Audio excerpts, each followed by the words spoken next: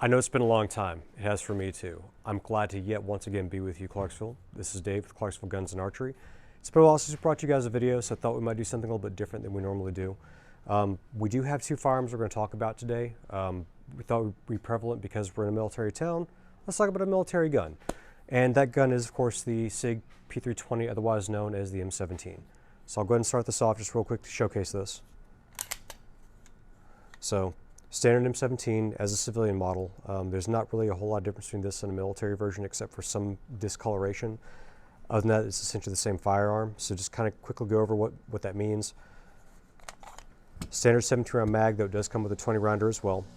Like all 320s, you can change grip modules out, it's no big deal. You do get a manual safety on it. Some people like that, some people don't like it, but it is something the military requested, so these models do have it. The other thing is on your sights here, it's an older style, so what that means is if I want to take this off and put a red dot down, I'm going to lose my rear sight. It's not usually a big deal, but some people it's a deal breaker. I don't personally think it is, but your mileage is going to vary.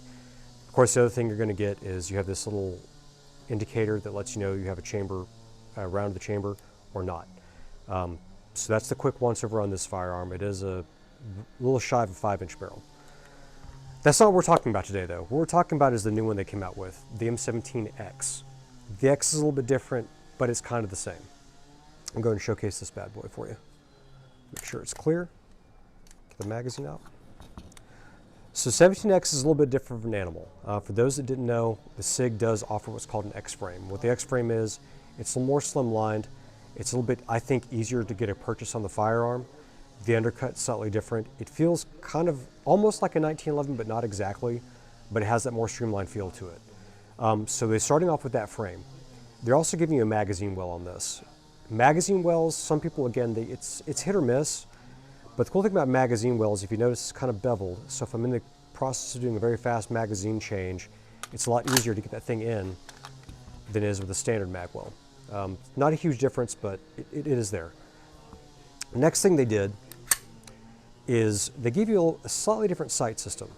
So these sights are fixed to the back so you don't lose your entire rear sight when you do put your red dot on. They've also included their new Sig Romeo for the M17. I don't know if you can see the reticle in there or not.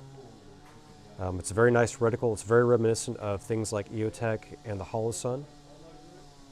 If you can see it, great. If not, apologies, but it's a very crisp, clear dot. The cool thing, though, is you can get a good sight witness with this. So this is almost like a lower 1/3 co-witness for those of you that have used AR-15s in the past with your old aim points and EOTechs. This way, if your dot dies, I still can use my irons if that fails. The final thing they've done to this that's obvious, they went ahead and gave you the X-frame trigger. Now that trigger is really nice. It doesn't change the pull too much, but there is a little bit of a difference. In fact, what we've been doing in the past, I got my handy dandy low budget trigger icon here. Let's go and do a test for you guys, kind of give you an idea. Again, firearm has been cleared. On the standard 320,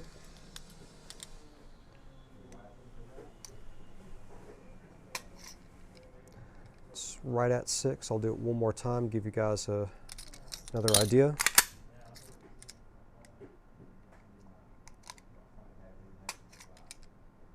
A little bit above 6, so around 6 pounds, give or take. As far as on the 17X, with its flat trigger, it's right at 6, so it's a little bit lighter than the first pull. Let's try the second one.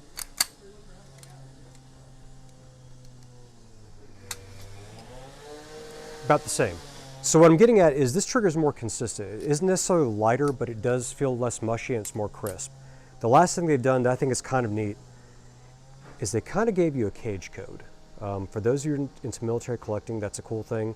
For those of you that just want a working pistol, it may not matter, but it is cool nonetheless. So with all the upgrades they gave you on this firearm, it does bring the price up a little bit. Roughly between 7 to 8 is the range we've been seeing. Is it worth the money? I think it is, but that question is up to you. If you just want a plain Jane, hey, this is what I get issued in the service, this is what I had issued when I got out, there's nothing wrong with the plain 320, but with the upgrades, I do think it's worth the extra funds. Guys, if you like this video, keep in touch, keep watching us, come see us again. We would definitely like it when you guys come in and talk to us. Even if you hate this video, feedback is feedback. As always, guys, Dave with Clarksville Guns and Archery, have a good night.